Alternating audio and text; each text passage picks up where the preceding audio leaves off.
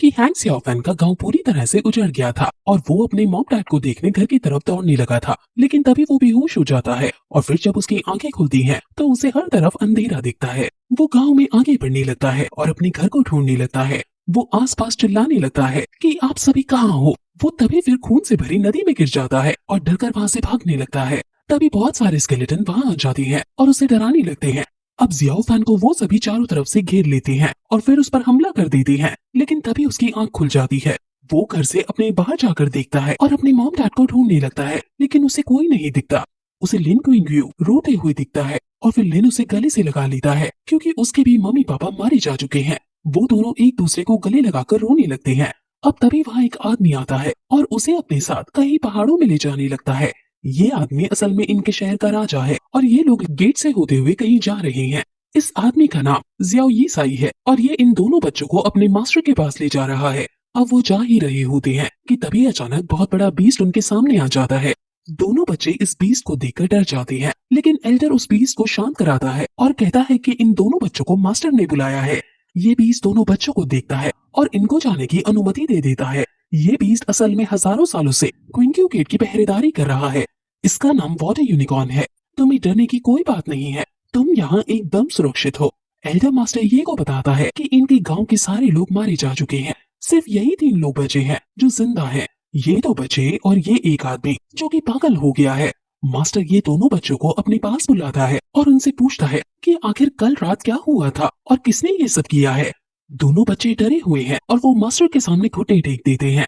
लिन कहता है कि हमारे गांव में सब मारे जा चुके हैं, प्लीज आप सच पता लगाओ कि ये सब किसने किया। मैं अपने घर में अपने मॉम डैड के साथ सो रहा था, लेकिन जब सुबह मेरी आंख खुली तो मैं एक पेड़ के नीचे था और मेरे पास जैंग खड़ा था। फिर हम दोनों तुरंत गांव की तरफ भागे और हमने सभी को मरा हुआ देखा। वो फिर अपने मॉम और डैड को याद करते हुए रोने लगता है। एल्डर अब जैंग से पूछता है कि तुम कल रात कहाँ थे। जैंग मास्टर शिफू की बात याद करता है कि उन्होंने किसी को भी उसका सीक्रेट बताने से मना किया था, इसलिए वो कुछ नहीं बोलता। एल्डर्स को लगता है कि ये अभी शॉक में है, इसलिए नहीं बोल पा रहा है।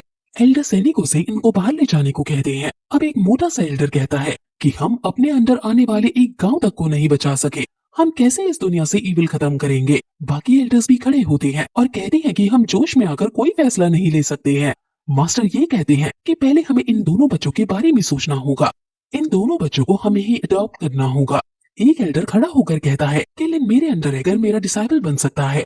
दूसरा एल्डर कहता है कि तुम्हारे अंदर पहले ही 200 डिसाइबल हैं और उनको संभालने में ही तुम्हें स्ट्रगल करना पड़ता है। मोटा एल्डर भी इस बात का समर्थन करता है और कहता है कि मेरे पास सिर्फ 7 डिसाइबल हैं, जैंग मेरे पास आ सकता है। अब एल्डर्स और भी बातें करते हैं और उनकी बातों में हम एक तरह की गर्मी भी नोटिस कर सकते हैं, यानी यहाँ के एल्डर्स एक दूसरे से जलते भी हैं। सभी एल्डर्स इन दोनों बच्चों को अपने अंडर करना चाहते थे और अपने अपने बेनिफिट्स बता रहे थे और उनमें लड़ाई होने ही वाली थी कि मास्टर ये उन्हें रोक लेते हैं और डिसाइड करते हैं कि लिन क्विंग्यू तुम्हारे अंडर जाएगा और जैंग दासू पीक में जाएगा और अब ये मैटर यही एंड कर देना चाहिए और बाकी लोग उस गांव में एग्जैक्टली क्या हुआ है वो पता करो। सभी मास्टर ये की बात मानते हुए उन्हें ग्रीट करते हैं। वहीं दोनों बच्चे उदास सीढ़ियों में बैठ जाते हैं और वो अपने घर जाना चाहते थे, लेकिन उनका घर अब तबाह हो चुका था और वो टेंशन ले ही रहे थे कि तभी वहाँ एक एल्डर आता है और उन्हें समझाता है कि हमारा भाग्य हमारे हाथों में होता है और हम कर्म करके उसे बदल सकते हैं। ये एल्डर ड्रैगन शॉ है और यही लिन के मास्टर होंगे। एल्डर ड्रैगन शॉ लिन को अपने साथ ले जाते हैं और फिर वहाँ लॉर्ड सॉन्ग आता है और उसे कहता है कि हम दोनों अच्छे भाई की तरह रहेंगे, तुम हमारे साथ चलो। यानी अब ये दोनों दोस्त अलग अलग मास्टर्स के अंदर अपनी ट्रेनिंग लेंगे। लिन जैंग के पास जाकर उसके गले से लग जाता है और काफी ज्यादा रोता है। लिन जैंग को मजाक में समझाता है कि अब किसी बड़े से पंगा लेकर खुद को बुली मत होने देना और अपना ध्यान रखना। सॉन्ग अब जैंग को अपने साथ ले जाता है। अब फिर मास्टर ये अपने एक एल्डर से कहता है कि मुझे तुम्हें एक सीक्रेट बताना है। ये सीक्रेट क्या है वो हमें आगे पता चलेगा। जैंग एल्डर्स के घर आ जाता है और वहाँ एल्डर के 6 बड़े डिसाइपल जैंग को परेशान करने लगते हैं। जैंग बहुत क्यूट था, इसलिए वो उसे छेड़ रहे हैं और उसे कह रहे हैं कि तुम यहाँ की भारी तलवार उठा भी पाओगे और क्या तुमने कभी मार्शल आर्ट्स का नाम भी सुना है। वो फिर उसकी लकड़ी की तलवार देखते हैं। जैंग उनसे अपनी तलवार जब वापस लेने लगता है तो वो लोग नहीं देते और उसे परेशान करने लगते हैं। अब तभी वहाँ उसी की उम्र की एक लड़की आती है जो असल में एल्डर की बेटी होती है। वो सभी बच्चों को अपने कपड़े से पीट कर हटाती है और कहती है कि तुम क्यों इस लड़के को बुली कर रही हो। सभी लड़के इस लड़की की इज्जत करते हैं क्योंकि ये उनके एल्डर की बेटी है।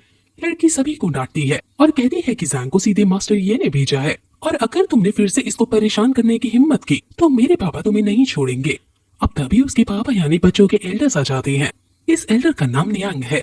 सॉन्ग सभी को सैंग का इंट्रो देता है और कहता है कि आज से ये तुम्हारा छोटा भाई है और तुम्हें इसका ध्यान रखना है। ये सभी लड़के असल में बुरे नहीं हैं, ये बस थोड़ा मजाक मस्ती कर रहे थे, लेकिन फिर भी जैंग इनसे गुस्सा है और इनसे गुस्से में अपनी तलवार छीन लेता है। सॉन्ग जैंग को एल्डर्स को ग्रीट करने और उनके रिस्पेक्ट करने को कहता है, जिस पर जैंग ट्रेडिशन वाइज उनके सामने चाय लाता है और बहुत पोलाइटली एंड रिस्पेक्टफुली तरीके से उन्हें चाय पीने को देता है। अब सभी लोग फिर खाना खाने बैठते हैं और एल्डर को इनकी ट्रेनिंग का भार सौंपता है और कहता है कि तुम्हें इन्हें अच्छे से संभालना है। अब फिर एल्डर वहाँ से चली जाती है और लड़की कहती है कि अब से जैंग मेरा यंगर ब्रदर है और मैं इसकी केयर करूंगी और अगर किसी ने भी मेरे भाई को बुली किया तो मैं अपने पापा से कह दूंगी। अब सभी लोग लड़की से मजाक में कहते हैं कि हम समझ गए और अब हमें खाना खाने दो। वो फिर अपना थोड़ा थोड़ा खाना जैंग को देते हैं और सभी में अच्छे से दोस्ती हो जाती है। अब रात को जैंग सोने जाता है और पर्ल को देखता है जो उसके मास्टर, जिसको वो शिफू कहता है, उन्होंने दिया था। वो याद करता है कि कैसे मास्टर ने उसे रात को प्रैक्टिस करने को कहा था, इसलिए अब वो रात को कल्टीवेट करने लगता है और मेडिटेट करता है। सुबह फिर वो बाहर जाता है और उसे लड़की दिखती है जो अपने बड़े से कुत्ते के साथ थी। इस कुत्ते का नाम रूबब है। पहले तो रूबब जैंग पर भौंकने लगता है, लेकिन लड़की के समझाने पर कुत्ता समझ जाता है कि ये उसका दोस्त है। ये डॉग बहुत बड़ा और शक्तिशाली है और ये कम से कम 50 साल तक जीता है। अब वो लड़की जैंग के पास आकर कहती है कि अब से क्योंकि तुम छोटे हो मेरे से, इसलिए तुम्हें मेरी बात माननी होगी। अब फिर तभी सॉन्ग आता है और उन दोनों को बैम्बू ट्रीज के पास ट्रेनिंग के लिए ले जाता है। वो उनको बैम्बू काटने को कहता है और पूछता है कि तुम ये कर तो पाओगे ना। जैंग कहता है कि वो अपने गांव में लकड़ियां काटता था, उसके लिए ये आम बात है। लड़की फिर बैम्बू काटती है और वो बहुत ही शानदार तरीके से एक ही बार में एक पेड़ के कई सारे टुकड़े कर डालती है। अब लड़की जैंग को काटने के लिए कहती है और जैंग तरह को बहुत जोर से पेड़ पर मारता है, लेकिन वो बैम्बू उसको ही लग जाता है। सॉन्ग उसे समझाता है कि ये स्पेशल ब्लैक बैम्बू है और ये इतनी आसानी से नहीं कटता है, इसलिए ये तुम्हारी बॉडी की एक्सरसाइज के लिए सबसे सूटेबल एक्सरसाइज है। अब फिर उस दिन के बाद से जैंग की ट्रेनिंग शुरू हो जाती है और वो रोज अलग अलग मार्शल आर्ट सीखता है